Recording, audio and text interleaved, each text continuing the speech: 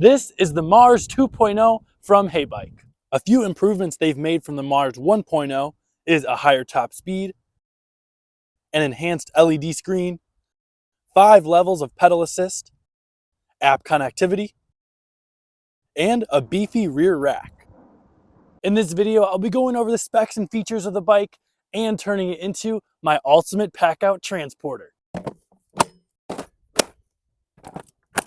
I know this video is a bit different than my normal 3D printing and toolbox reviews, but another passion of mine is biking. I was also a bike mechanic a couple summers back, so when Heybike reached out to me with the opportunity to test out the new Mars 2.0, I couldn't say no. For the last 3 years, I've been riding a giant Roam 4. I wasn't sure if I'd ever buy an e-bike because of how much I enjoy riding a manual one. But after trying out the Mars 2.0 for the last month, I know I'll be riding both of these bikes and recommending them for years to come. Let's go over some of the main differences between a manual pedal bike and an e-bike. Price. Bikes obviously range a ton in price. You can go to Walmart and get something off of the rack for less than $300, or you can spend thousands on a carbon fiber road bike. A newer version of the giant Roam 4 disc will run you about $650, and it goes up from there depending on what trim level you want. The Mars 2.0 has a normal price of $14.99, but it's currently on sale, and if you use the coupon code in my description, you can get it for only $899. At that price point, you can't deny that this bike is a great deal. Let's keep going over the other specs and features. Weight. My giant Roam 4 is an aluminum frame and weighs about 30 pounds. My parents also have giant bikes, and they also weigh about 30 pounds. The Mars 2.0 is over twice the weight at 75 pounds, which is about average for e-bikes. The battery alone is about 9 pounds, so when transporting the bike, I'm going to take it off. For transportation, when you want to take this bike somewhere, the folding feature is a big advantage. You can quickly fold down the handlebar, fold the pedals, and then fold the bike in half. In my Honda Odyssey, the folded bike takes up a moderate amount of space. I grabbed a carry-on suitcase for this comparison, and the bike is equal to about 3 carry-ons.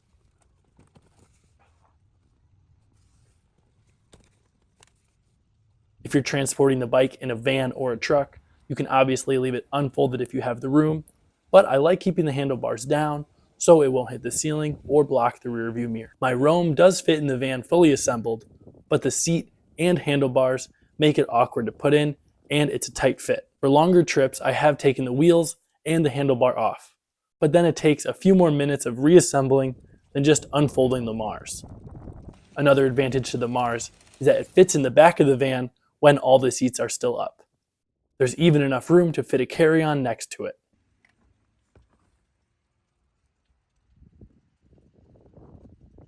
One disadvantage to transporting the Mars is that it can't fit on the bike rack that I usually use. There are heavier duty options on the market that can hold it if your vehicle has a hitch mount.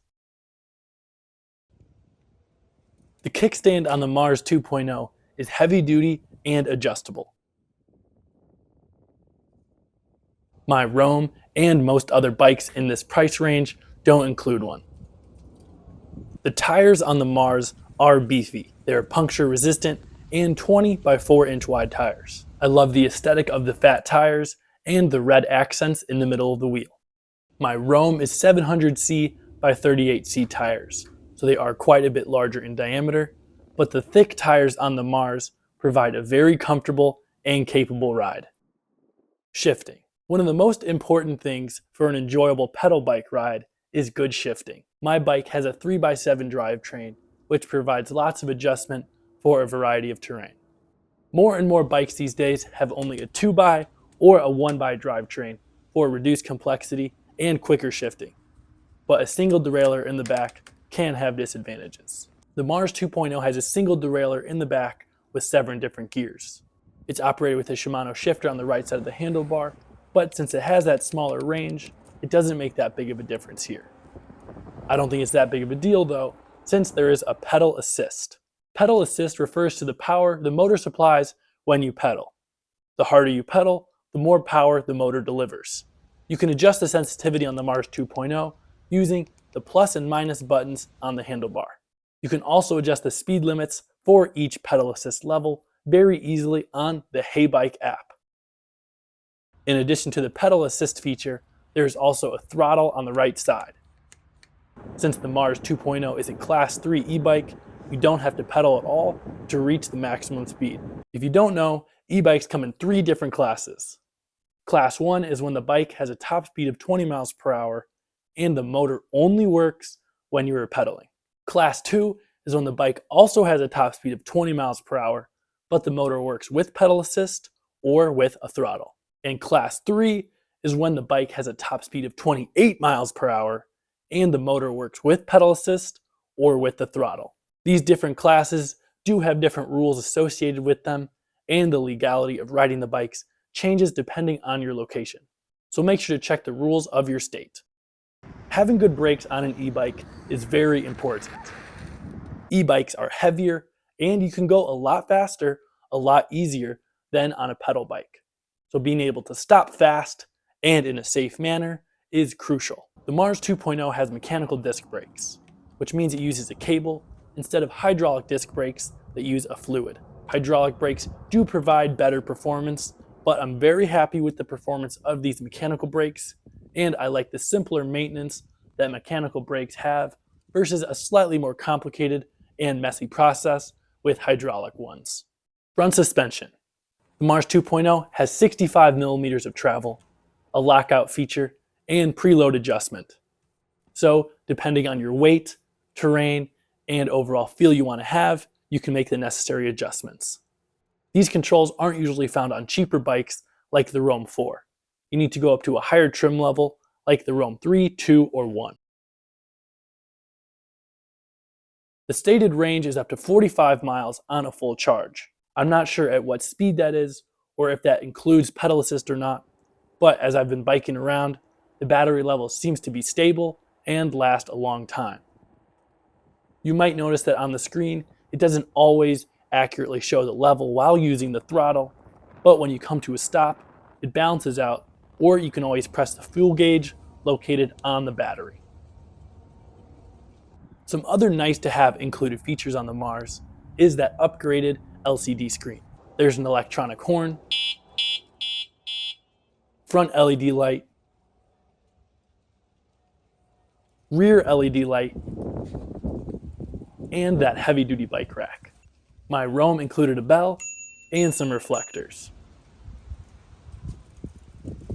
There are holes for adding a bike rack and water bottle cage, but those are additional purchases. Something the Mars 2.0 doesn't have are holes for the water bottle cage. There are water bottle cages available that just use straps, and there's even a picture of one on the Heybike website that attaches to the rear rack. They have lots of accessories on the website, but I can't find the water bottle holder. Maybe I'll just have to 3D print my own line of accessories, similar to the ones I make for the handler system. If this is the first time you're on my channel, you might not know that I'm kind of a toolbox addict. The system I have the most boxes for is Milwaukee Packout. These boxes and bags all clip together, and Milwaukee even makes a half-size mounting plate, which is the perfect size for the rear rack. I'm sure I could get away with zip tying this plate to the rack, but I wanted to make it stronger and easily removable. After tracing out the shape, I cut the board down, then centered it on the rack, cut the bottom piece, and painted them both black. Then I drilled countersunk holes for the 1/4-20 machine screws. The bottom piece is getting 2 1/4-20 threaded inserts.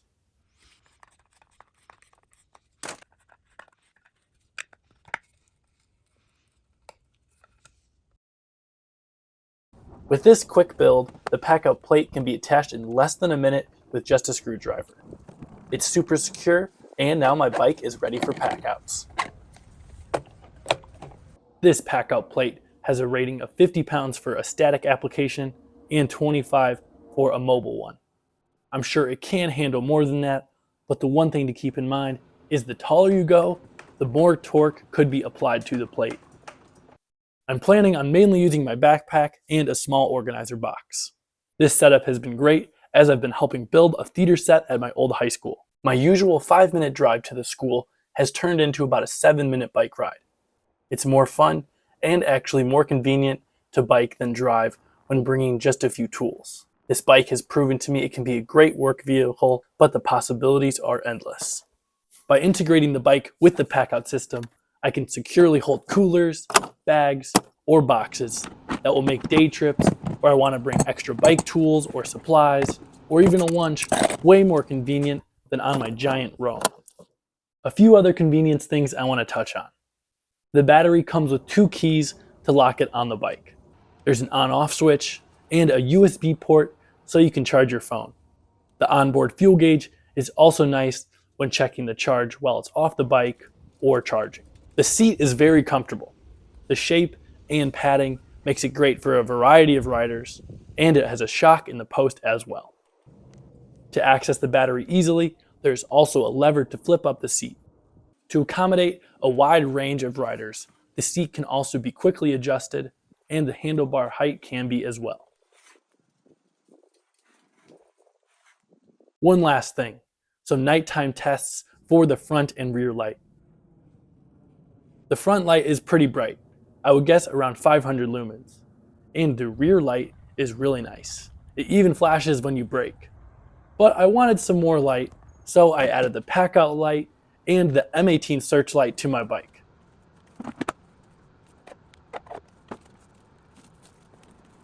Yeah, it might be kind of silly.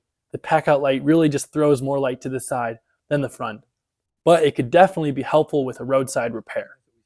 And I was very pleasantly surprised with the way the M18 searchlight looks with one of my custom diffusers put on. It helps make the bike a bit more noticeable and could be a safer option during night rides.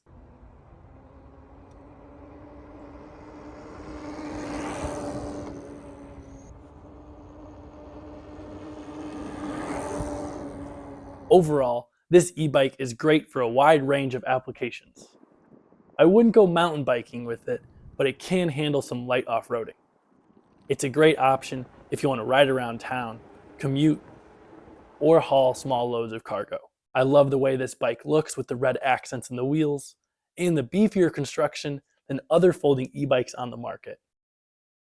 If you want to get your own, I'd appreciate it if you use my affiliate link in the description below and use code JAKE100 to get another $100 off your purchase through December 2023. Thanks for watching, and I'll see you in the next one.